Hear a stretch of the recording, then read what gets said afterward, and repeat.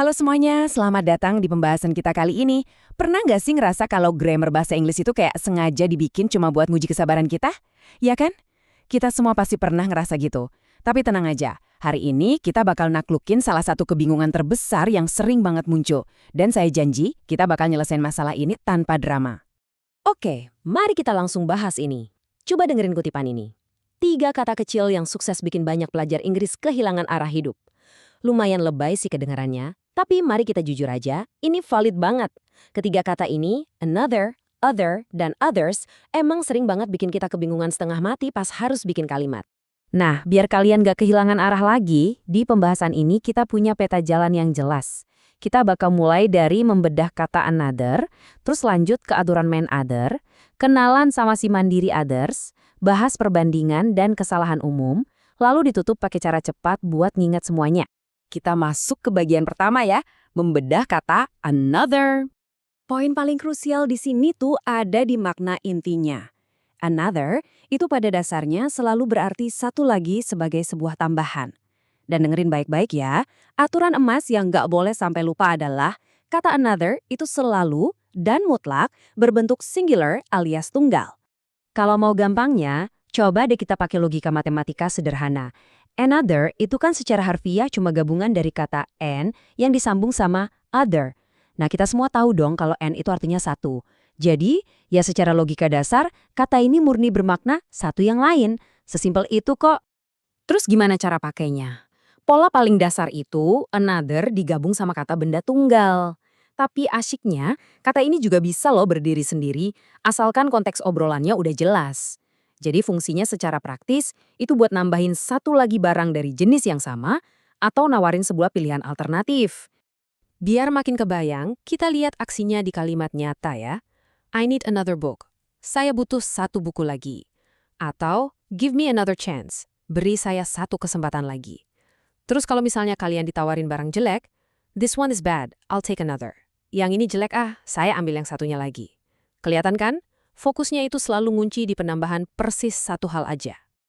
Oke, sekarang mari kita lanjut ke bagian 2 dan lihat gimana aturan main ini berkembang ke kata other. Kalau another tadi sifatnya kaku dan pasti tunggal, nah other ini justru kebalikannya. Makna intinya adalah yang lain secara umum.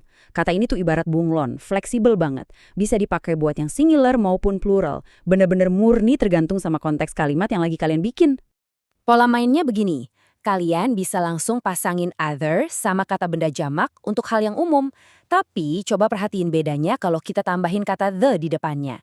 The other plus kata benda tunggal, itu berarti kita lagi nunjuk satu sisanya dari dua pilihan. Kalau the other plus kata benda jamak, itu buat nunjuk kelompok sisa yang lebih spesifik. Jadi fungsi utamanya emang buat ngebandingin atau ngebedain sesuatu. Contoh gampangnya gini. I have other plans. Saya punya rencana-rencana lain. Nah, perapiin, pakai plural ya di sini. Terus, where are the other students? Ini nanyain murid-murid sisa yang spesifik. Atau coba dengerin perbandingan langsung ini. One is broken, the other works fine. Yang satu rusak, nah satunya lagi berfungsi normal. Sekarang kita masuk ke bagian ketiga, ngebahas kata terakhir di trio kita. Kenalin nih, others, si paling mandiri. Makna intinya gampang banget, artinya yang lainnya. Tapi apa sih yang bikin dia begitu mandiri? Rahasianya ada di huruf S di akhir kata itu. Huruf S ini tuh seakan-akan udah nelan kata bendanya bulat-bulat. Jadi, others ini udah bisa berdiri utuh buat ngewakilin kata benda, tanpa perlu kita tulis lagi di belakangnya. Makanya aturannya gampang banget. Dia selalu berdiri sendiri tanpa ada noun yang ngikutin di belakang. Fungsinya murni jadi pengganti frase other yang ditambah plural noun. Jalan pintasnya gini nih. Daripada kalian ribet ngomong other students, mending ringkas aja jadi others. Other books, langsung aja ubah jadi others. Praktis kan?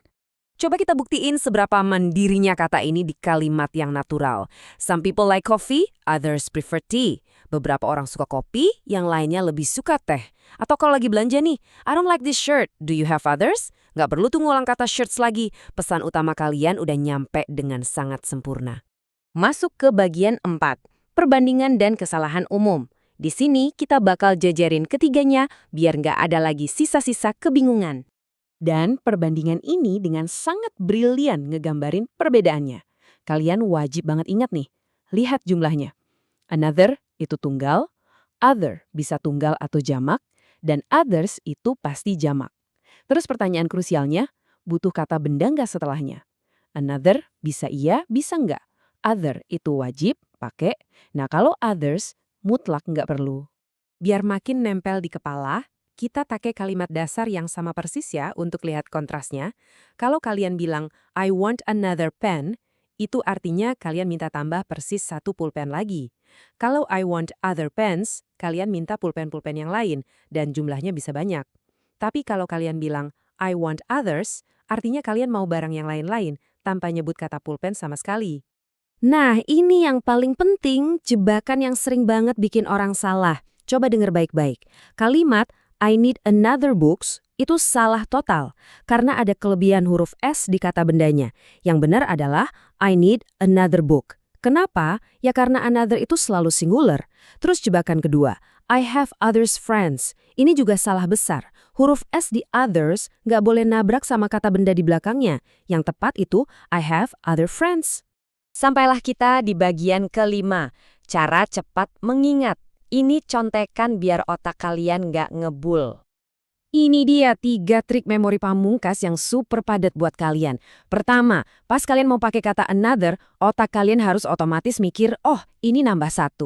Kedua, pas ketemu kata other, ingat aja kalau dia ini ibarat orang yang nggak bisa sendirian, alias selalu butuh noun buat bersandar. Dan yang ketiga, pas pakai others, bayangin aja kata bendanya udah disembunyikan di balik huruf S.